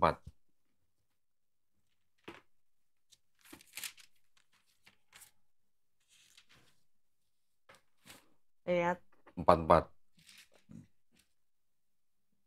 Dan ia memberitakan Injil dalam rumah-rumah ibadat di Yudea. Yudea. Ya. Ini baca 44. And he was preaching in the synagogue of Galilee. Sama nggak? Beda. Nah. Galilea sama Yudea jaraknya berapa kilo? Tahu nggak? Jauh. 70 mil. Nah, jauh kan? 70 mil tuh kira-kira 113 kilo. Kalau ada perbedaan begini, berarti yang salah yang mana kira-kira? Yang ini dong. Kan nggak mungkin dong dua-duanya benar. Iya. Yang mana yang salah? Yang ini. Tahu dari mana yang itu salah? Karena kan ini terbitan baru. Ya, bukan karena terbitan barunya, tetapi karena ini masing-masing menerjemahkan dari manuskrip atau teks kuno yang berbeda. Oh, teksnya berbeda. Iya. Menerjemahkannya mungkin nggak salah, tapi sumbernya yang salah, yang beda. Iya, gitu sumbernya beda sumber. Beda loh. Di Quran ada nggak begini? Nggak ada kan? Hah? Quran di Indonesia Mushaf Hafiz misalnya, dibandingkan dengan Quran yang di Maroko misalnya, Mushaf Waras misalnya. Ada nggak ya perbedaan seperti ini? Nggak ada. Itu yang berbeda hanya variasi bacanya aja. Itu udah menemukan perbedaan karena banyak yang habis-habis itu. Jadi nemu ada yang beda, langsung tahu. Dari harakatnya ya? Dari harokat atau itu aja rata-rata sih dari harokat. Harokat aja. Biasanya perbedaan itu hanya dari harokat, karena kan harokat yang menimbulkan vokal. Ya kan, membacanya dengan vokal. Kemudian panjang pendeknya mungkin. Dari baca panjang pendek dan harokat itu kan bisa memang berbeda arti. Nah, tapi bukan huruf hijaiyahnya. Huruf hijaiyahnya pasti semua sama. Nah, memang di Quran, di Islam ada Quran beberapa mushaf yang berasal dari guru-guru qiraat gitu. Berbeda ngomongnya, bacanya. Bisa bahasa Inggris kan? Dikit. Kalau tulisan warna dalam bahasa Inggris tulisannya apa? Color. Colornya C-O-L-O-R atau C-O-L-O-U-R? C-O-L-O-U-R. O-U-R. Yang C-O-L-O-R salah apa benar? Salah. Salahnya? Salah penulisannya? Enggak. Apanya? Sama-sama benar. Oh. Jadi mau yang pakai U atau yang tidak pakai U itu sama benernya. Orang bisa, kan Inggris juga ada yang istilahnya British, ada yang American gitu kan. Yang Australia? Oh iya. Beda lagi. Beda lagi. Kalau ngomong Friday, yang bener Friday atau Friday? Dua-duanya benar. Dua-duanya benar. Dua-duanya benar. Nah, begitu juga dengan di Quran. Okay. Ada yang Mushaf Hafiz bacanya misalnya Malik Yaumiddin. Di Maroko orang bacanya pendek, Malik Yaumiddin. Ya, memang kalau di maknanya mungkin bisa sedikit berbeda. Yang satu penguasa, yang satu raja, tetapi tidak merubah makna satu ayat gitu. Sama kayak tadi Friday sama Friday. Iya benar, ya kan? Benar.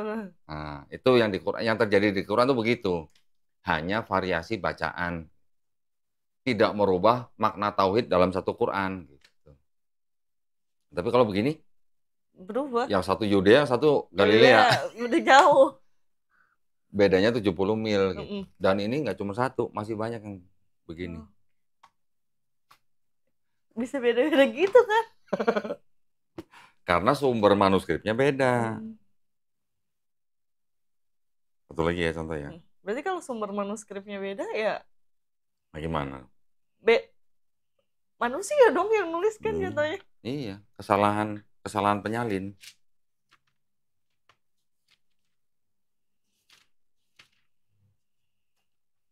Nih, Yoyakin berumur berapa? 18 tahun. 18 tahun. Iya. Ini nggak tahu gue yang nggak bisa bahasa Inggris atau yang salah nulis atau gimana nih yang kuning. Jehoiachin. Sama. Was 8 years old. Berapa? 8 years. Yang di Indonesia tadi berapa? 13. 18. 18, iya. Yang Inggris? 8 tahun. Nah lo, yang 10 tahun kemana? Diskon? Oh iya bener itu. Nah lo, gimana? Yang salah yang mana kira-kira? Yang nggak tahu. Ya kalau dianggap ini sebagai kitab suci, Heeh. berarti kan harus ada yang salah. Iya benar. Karena nggak mungkin Oh, dua-duanya benar. iya berarti kan Gitu. Jelas kan? itu. Dulu nggak pernah baca yang bahasa Inggris pasti. Ya kan? Enggak, iya bener. Bacanya ya udah taunya Alkitab aja. Oke, tadi kan di awal Kesia menanyakan, kenapa kok Yesus menjadi Tuhan? Mm-mm. Gitu ya. Sedangkan kita tahu definisi Tuhan tuh begini-begini kan, tadi kita udah bahas kan. Kira-kira kalau menurut Jesslyn apa? Kesia, Tuhan yang dianggap untuk Yesus itu, Tuhan itu kan diceritakan disalib dan mati. Di hari ketiga bangkit. Bangkit sendiri atau dibangkitkan? Dibangkitkan. Nah, masa Tuhan dibangkitkan nggak usah bangkit sendiri?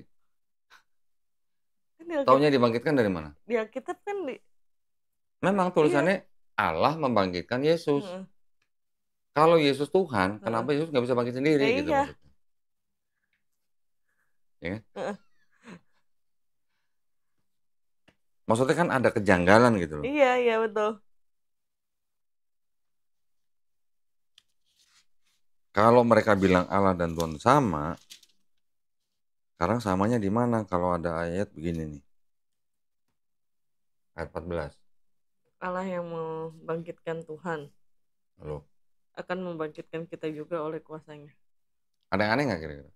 Iya aneh. Allah membangkitkan Tuhan. Harusnya Tuhan kali ya. Harusnya Tuhan. Kenapa Ya. jadi Tuhan?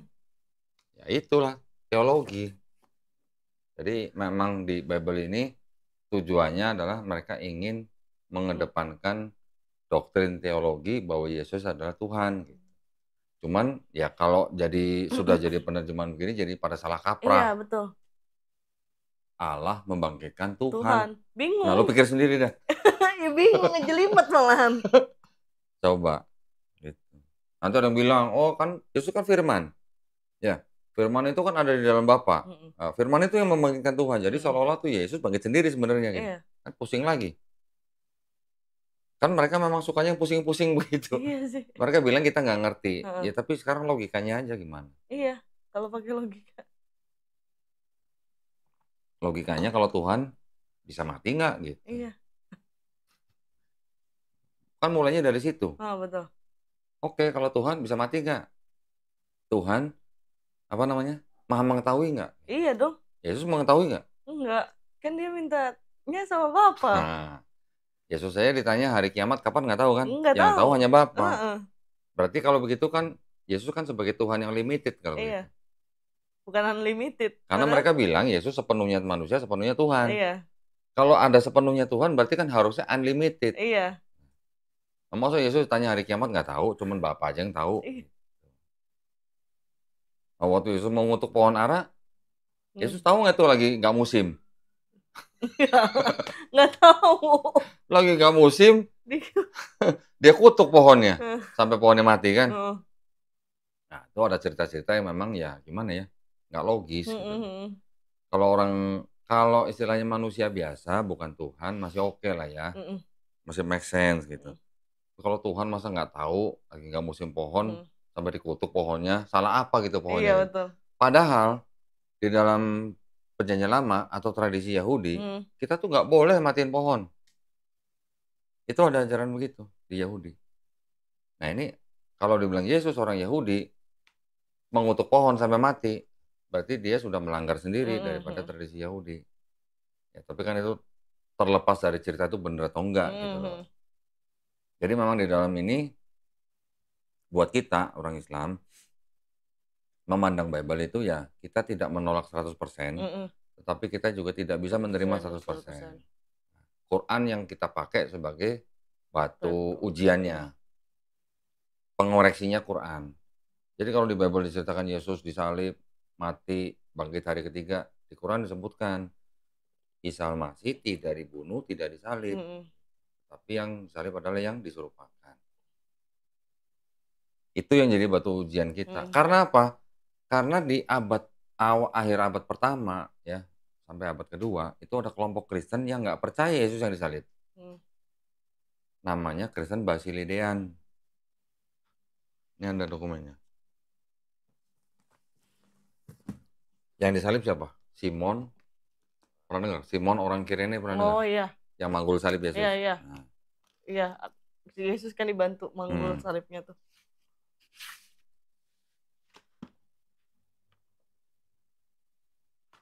Yesus melihat penyaliban itu dari jauh sambil tertawa. Ini tulisnya gitu. Jahat dong.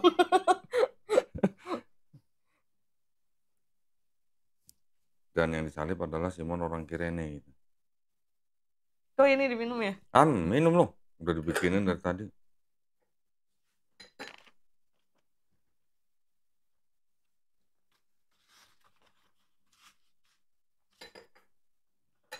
(473)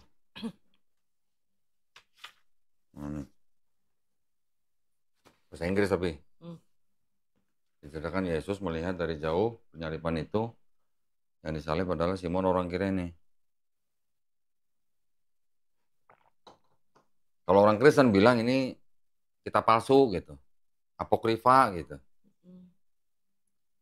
Karena tidak jelas siapa yang nulis. Lah, 4 gospel juga nggak jelas siapa yang nulis.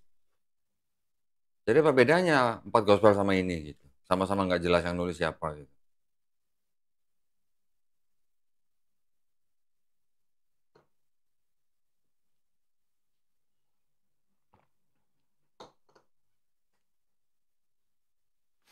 Dia ketawa. Kira-kira Yesus nikah nggak? Enggak. Nah, enggak. Di tradisi Yahudi, kalau orang dibilang rabi, itu syaratnya dulu harus nikah. Yesus di Bible disebut rabi nggak? Rabi? Hah? Yesus di Bible disebut rabi nggak? Iya. Iya kan? Bener. Nih, mau gue cariin ayatnya. Ada muridnya Yesus yang manggil Yesus rabi. Iya, ada. Bener. Ada.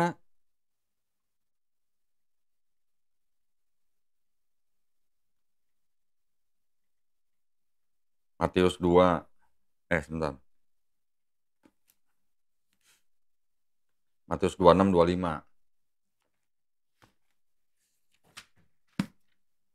Yang manggil Yesus rabi Yudas lagi.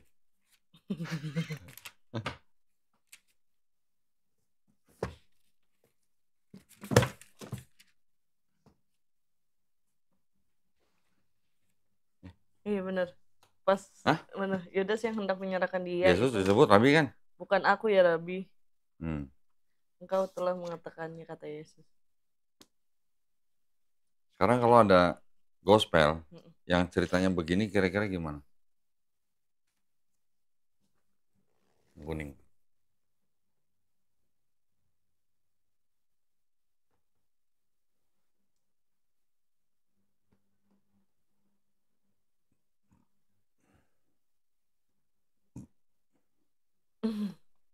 Dah, kok ketawa? Bacain dong. Kalimat terakhir aja. Yang dari The Savior Love. Her more than all the this. Her-nya siapa? Her-nya itu Maria Magdalena. Mary Magdalene. Terus? More than all this. More than all disciples. And he kissed her often on her mouth. Dia mencium bibirnya.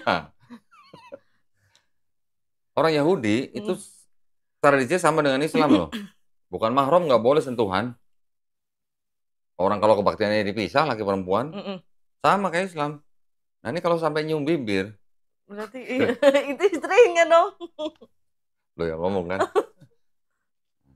Ini hanya indikasi ya.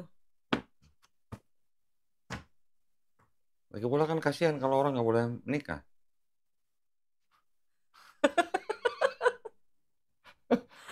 Bener nggak? Bener. Manusia kan fitrahnya ya memang untuk berketurunan gitu, untuk menikah. Gitu. Karena kalau sampai ada petinggi agama yang nggak boleh nikah, jatuh-jatuhnya apa? Tuh di Perancis ada gereja Katolik, di bawahnya banyak kerangka anak-anak kecil korban pedofil. Serem ya. Yang melakukan siapa? Romonya. Ya pastor-pastor. Ya karena nggak boleh menikah, jadi begitu. Karena melanggar fitrah gitu loh istilahnya. Coba menikah. Nggak kayak gitu lah. Gitu maksudnya. Ya kan? Gimana? Ada yang mau tanya lagi? Oh iya, kayak kenapa di Alkitab itu ceritanya Yesus tuh apa lebih kayak tiba-tiba dia udah gede aja nggak diceritain tuh. Yang kecil. Dari umur 12 tahun sampai 30 nggak diceritain. Ya, apa ya? Gini, jadi ada gospel-gospel juga. Ini kan yang 4 gospel, Matius, Markus, Lukas, Yohanes kan disebut gospel ya, kisah tentang Yesus. Tetapi kenapa nggak ada cerita-cerita Yesus yang dari kecil gitu kan?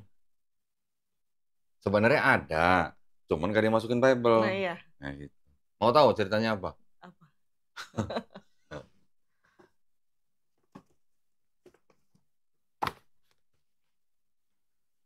Ini ada gospel namanya The Protevangelium of James.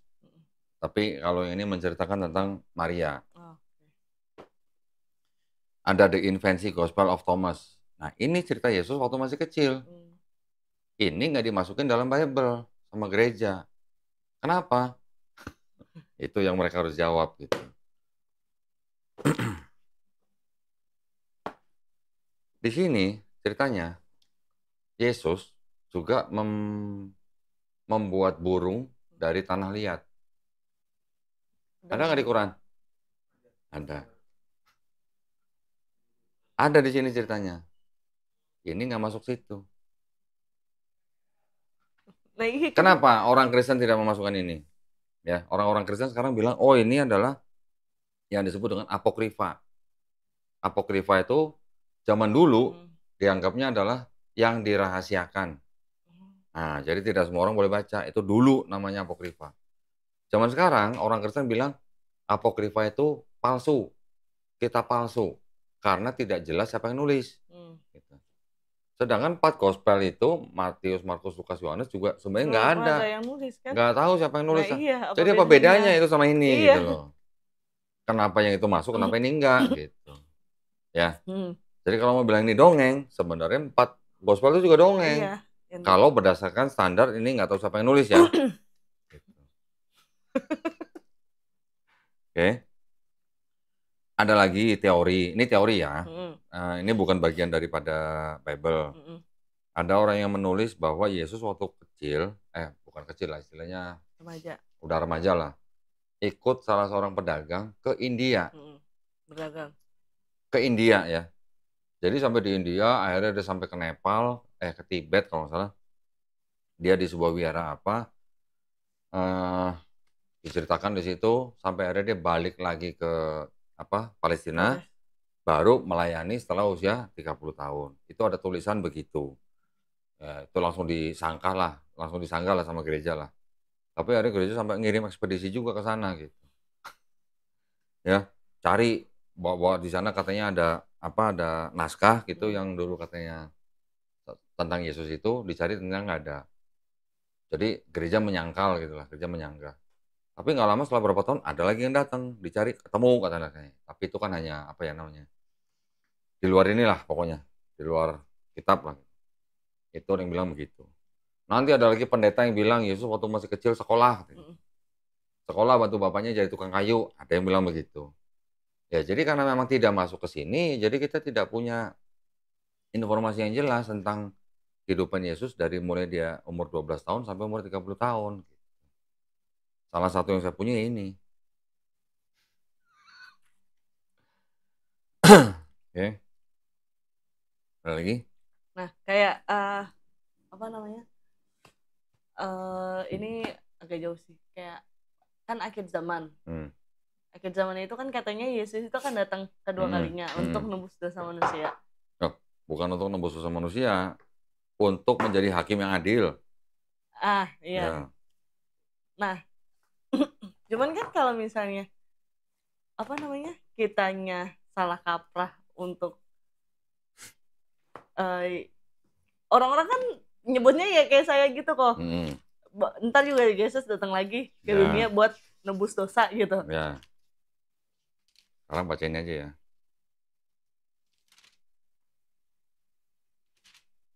Dari ayat 21 nih sampai 23 nih. Apa katanya? Bukan setiap orang yang berseru kepadaku, Tuhan, Tuhan akan masuk ke dalam kerajaan surga, melainkan dia yang melakukan kehendak Bapakku yang di surga. Pada hari terakhir banyak orang yang akan berseru kepadaku, Tuhan, Tuhan, bukankah kami bernubuat demi namamu dan mengusir setan demi namamu dan mengadakan banyak mukjizat demi namamu juga. Pada waktu itulah aku akan berterus terang kepada mereka dan berkata, aku tidak pernah mengenal kamu, inyalah daripadaku kamu sekalian pembuat kejahatan. Sekarang umat mana yang nyebut Yesus sebagai Tuhan? Kristen. Umat mana yang bernubuat dalam nama Yesus? Kristen. Umat mana yang membuat mujizat dalam nama Yesus? Kristen. Umat mana yang mengusir setan dalam nama Yesus? Kristen. Kata Yesus apa? Enyahlah. Nah lo, gimana dong? Dia aja nggak mau istilahnya. Nah lo, gimana dong? Bisa dipikir sendiri kan? Iya. Ayat itu kan? Kita nggak menafsirkan loh. Iya. Kita hanya membaca teks aja. Iya, harusnya kan orang mikir logis dari situ. Sekarang umat mana yang tadi saya bilang nyebut Yesus sebagai Tuhan? Ya umat Kristen. Iya, Kristen Lah kok malah disuruh pergi? Gimana dong? Mau lo diusir sama Yesus? Enggak. Saya kan nggak mengarang. Saya cuma ngasih ayat, baca sendiri. Gitu. Betul. Oke, orang Kristen nanti akan bilang, oh ini untuk guru-guru sesat katanya. Ini kan perikopnya apa? Hal pengajaran yang sesat. Pengajaran sesat. Tetapi dari ayat-ayat ini kan kita tinggal nanya tadi yang saya tanya 4 pertanyaan.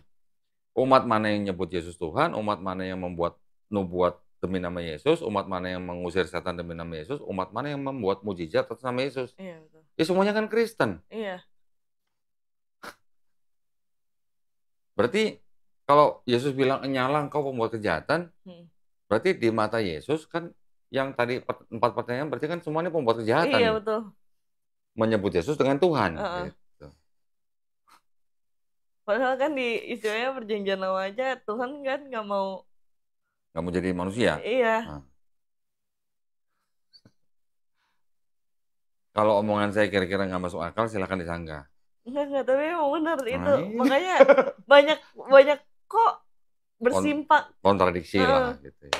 Bersimpangan gitu antara perjanjian lama dan baru gitu.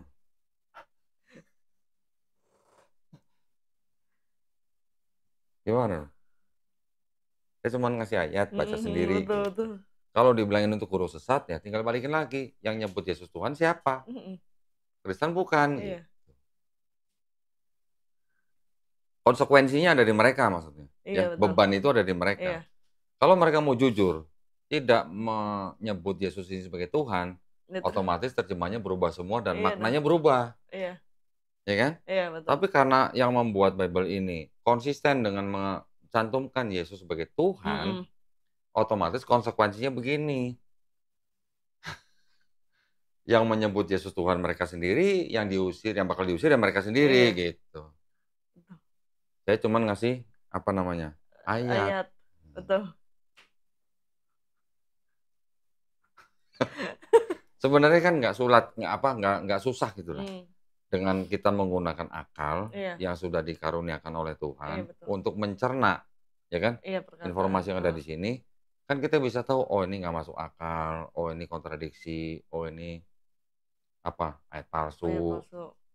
Dengan akal kan kita bisa sebenarnya mikir, oh ini sebenarnya tidak bisa dipercaya gitu lah, ya. Artinya unreliable maksudnya. Dilihat dari siapa yang nulis nggak tahu, dilihat daripada otentitas ayatnya juga kita tadi udah baca. Iya, banyak. Jadi kalau begitu loh bagaimana gitu. Tetapi bukan berarti di dalam sini semuanya ditolak ya. Iya, betul. Masih ada pesan-pesan yang ada kesesuaian dengan Islam. Iya. Kita buka ini. Ulangan. Kalau di perjanjian lama banyak yang mirip dengan Islam. Iya, lebih banyaknya kayaknya yang di perjanjian lama, Diko. Iya nih. Ulangan 6 ayat 4. Dengarlah hai orang Israel, Tuhan itu Allah kita, Tuhan itu Esa. Kasihilah Tuhan Allahmu dengan segenap hatimu dan dengan segenap jiwamu dan dengan segenap kekuatanmu. Dengarlah hai bangsa Israel kan. Iya. Itu bahasa Ibraninya gini. Shema Israel. Iya. Adonai Elohenu, Adonai Ehad. Ya. Ehad. Kul huwallahu ahad. Sama nggak Ehad sama Ahad? Sama. Nah, itulah kesesuaian di dalam, masih ada kesesuaian lah gitu ya. Adonai Elohenu, Adonai Ehad, Kul huwallahu ahad. Sama. Nah, ini kan dianggap sebagai perkataan Musa. Iya. Pesan Nabi Musa kepada bangsa Israel, ya. Perintah gitulah. Perintah. Betul. Yesus di sini juga sebenarnya masih mengulang apa yang dikatakan Nabi Musa.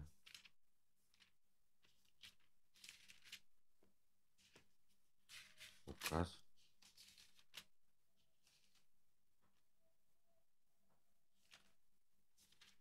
12 29 ayat 29. Jawab Yesus, hukum yang terutama ialah dengarlah hai orang Israel, Tuhan Allah kita, Tuhan itu Esa. Sama nggak? Sama. Berarti kan Yesus cuma mengulang apa kata Nabi Musa. Iya betul. Yesus kan juga bilangnya apa? Aku datang bukan untuk meniadakan hukum Taurat. Iya betul. Ya kan? Lebih mudah langit dan bumi hancur daripada satu iota dihilangkan. Iya betul. Betul kan? Matius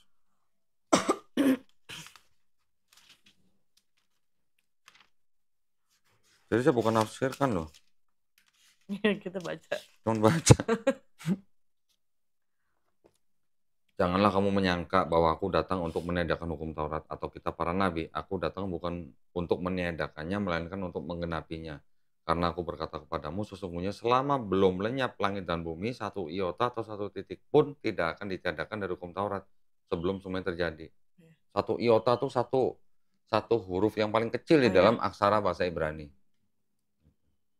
Jadi masih mudah kiamat daripada satu iota dihilangin gitu. Betul.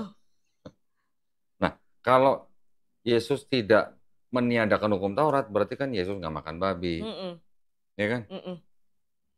Masih mengatakan bahwa Tuhan Allah, Tuhan kita Esa. Iya. Tuhan bukan manusia, Tuhan bukan anak manusia. Yang menuhankan Yesus ini, berarti kan gimana? Nggak memahami ayat ini atau gimana? Nggak memahami, melenceng dong. Berbeda kan? Berbeda. Nah, itu yang terjadi dengan Kristen. Kenapa mereka bisa berbeda? Karena mereka masih sangat kental dengan ajaran-ajaran paganisme, sistem-sistem paganisme. Ya, mungkin makanya hari kelahiran Yesus itu jadi tanggal 25 Desember itu juga salah satu dari paganisme.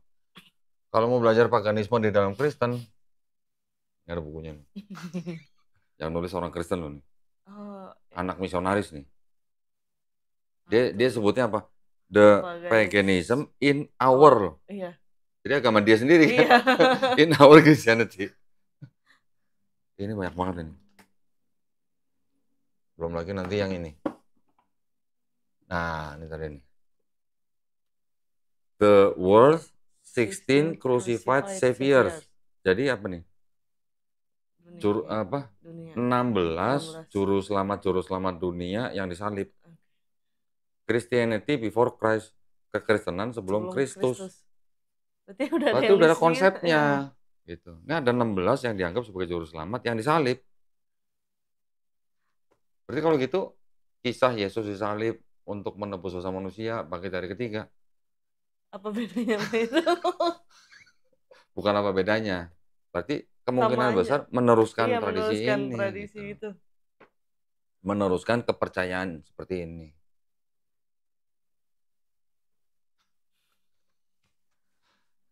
Gue cuma kebetulan ya beli ini ya. Kalau mau nyangga bukunya ya, bukan nyangga saya ya. Ya, gitu ya. Masih banyak yang bisa dibahas sebenarnya. Kalau ada pertanyaan silakan. Kalau udah nggak ada pertanyaan, sekarang gimana selanjutnya? Mau ikut Maria dan Yesus atau mau ikut Paulus dan gereja? Gitu aja. Mau ikut Maria dan Yesus dong. Yesus Muslim bukan? Iya. Nah, jadi? Ya Muslim. Gimana? Mau masuk Islam? Iya. Alhamdulillah. Udah bener niat, udah mantap niatnya. Oke, saya maksa nggak? Enggak. Enggak ya, saya cuma memberikan fakta ya. Alhamdulillah. Kalau memang sudah mantap, kita siapkan untuk prosesi syahadat.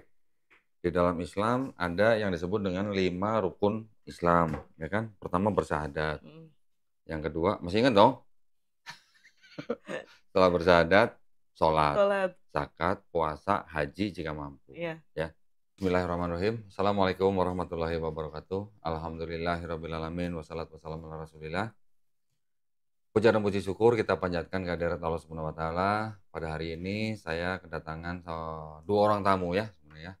Yang satu nih saudari Keisha. Iya. Keisha. Oh iya, boleh pinjam KTP nggak? KTP-nya di. Oh, tolong diambilin. Jangan. Kan juga harus difoto untuk sertifikat.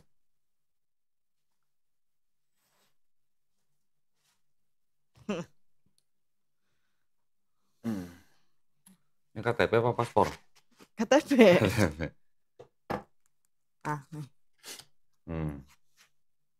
Coba saya pinjam.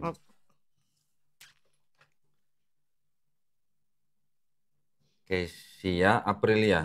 Oh iya. Kok lahirnya nggak bulan April? Jangan ditanya itunya.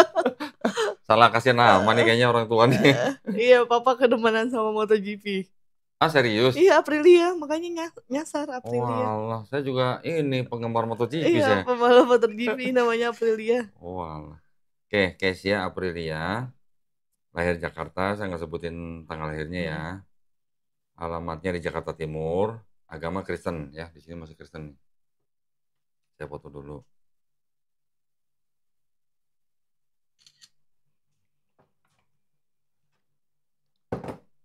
Udah pakai hijab jadi ke Cina. Alhamdulillah pada hari ini saudari Keisha Aprilia menyatakan dirinya untuk mau memeluk Islam. Ya, betul? Betul. Sebelum kita mengucapkan 2 kalimat syahadat, saya ada 3 pertanyaan. Okay. Yang pertama, apakah Keisha ini mau masuk atau memeluk Islam ini atas kemauan sendiri atau paksaan dari orang lain? Enggak, kemauan sendiri. Kemauan sendiri? Iya. Apakah saya memaksa? Enggak. Enggak ya? Apakah Keisha ini masuk karena orang? Enggak. Bukan? Bukan. Karena keyakinan sendiri ya? Oke. Karena di dalam mengucapkan 2 kalimat syahadat, itu memang ada ilmunya. Ya, tapi mungkin saya tidak usah jelaskan panjang lebar di sini. Yang penting dalam hati, Keisha ini sudah meyakini bahwa Allah Subhanahu wa taala itu adalah Maha Esa, ya. Dan Nabi Muhammad SAW adalah utusan Allah. Itu saja sebenarnya yang paling penting. Nanti ada bagian-bagian lain, nanti harus jujur, harus meyakini, harus menerima, harus ikhlas. Dan kurang lebih seperti itulah ya. Nah, yang kedua, apakah Keisha masih ada orang tua? Masih. Kira-kira apakah orang tua akan menentang? Enggak. Udah sebelumnya juga sudah tahu semua? Udah tahu semua. Alhamdulillah. Yang ketiga, di dalam Islam ada syariat ya. Setelah nanti kita bersyahadat, ada sholat, zakat, puasa, haji jika mampu. Oke. Apakah Keisha berjanji untuk melaksanakan syariat ini? Ya, janji. Oke, alhamdulillah. Jadi tidak ada yang bisa menghalangi Keisha untuk memeluk Islam ya saat ini ya. Sudah pernah dengar 2 kalimat syahadat dalam bahasa Arab? Sudah. Saya akan tuntun nanti dalam bahasa Arab, kata per kata. Nanti kita lanjutkan dengan terjemahan bahasa Indonesianya. Oke. Ya, kita mulai ya. Bismillahirrahmanirrahim. Asyhadu alla ilaha illallah wa asyhadu anna Muhammadan Rasulullah. Aku bersaksi tiada Tuhan selain Allah. Dan aku bersaksi Nabi Muhammad adalah utusan Allah. Alhamdulillah. Sah ya, saksi? Sah ya? Alhamdulillah. Allahu Akbar.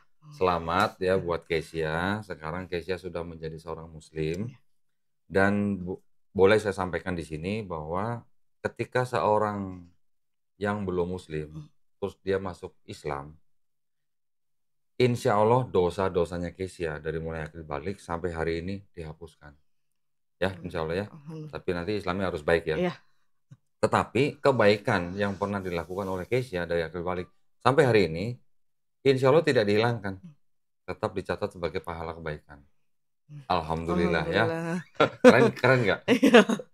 Yang dosa dibuang, yang baik tetap dicatat sebagai pahala kebaikan ya.